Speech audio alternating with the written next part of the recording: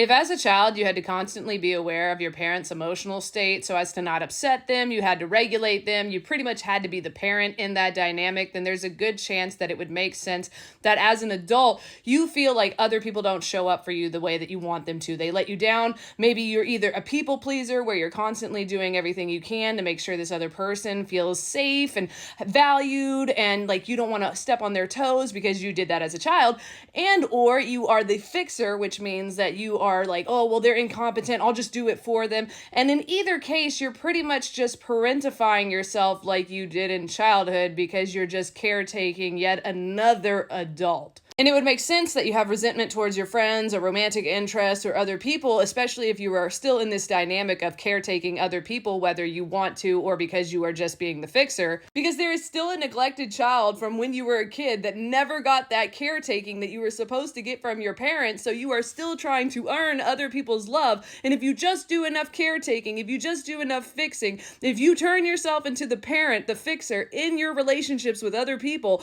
then maybe, just maybe, somebody will finally take care of that child in you. Maybe you'll finally get that. And if you're that person who's like, nobody ever shows up for me, why isn't anybody taking care of me? Why don't I ever get a break? Maybe you should start doing inner child work and actually parenting yourself and not everybody else's inner child. Now, this is nothing to be ashamed of. It happens, and now that you're aware of it, you can start to do things about this. And so there are a few things that I would recommend that you start doing over the next couple of weeks to start working on this. Get into a daily practice of regulating your nervous system and doing body somatics, because having a regulated mind and body is the foundation of anything that you build on top of it. And once you start to regulate your nervous system and start to feel into your body, you can actually start to feel your emotions and feel safe doing so, sitting in those emotions, allowing space for the grief, the sadness, the shame, everything that's going to come up because of years of self-abandoning, years of having to take care of other people, years of having to protect yourself from all these things that have happened since you were a kid. Grieving is a very important process to moving through your healing. And then I would also bring some awareness around your beliefs, your narratives, and stories that you tell yourself about yourself, the world, and other people, and what you deserve. And maybe even bring some awareness to what your needs are and what you are capable of doing, and look into boundaries as well. Now, I know that that's a lot, and if you want me to make a video about any of those specific topics or like break a lot of those topics down in a video, just let me know in the comments. But I think that that's a really good place to start. So anyway, I hope that helps at least one person. My name is Sarah, and I'm your favorite self-experimenting coach or companion, and I help get people reacquainted with who they most authentically are. You're an amazing person, and I hope you have the best day.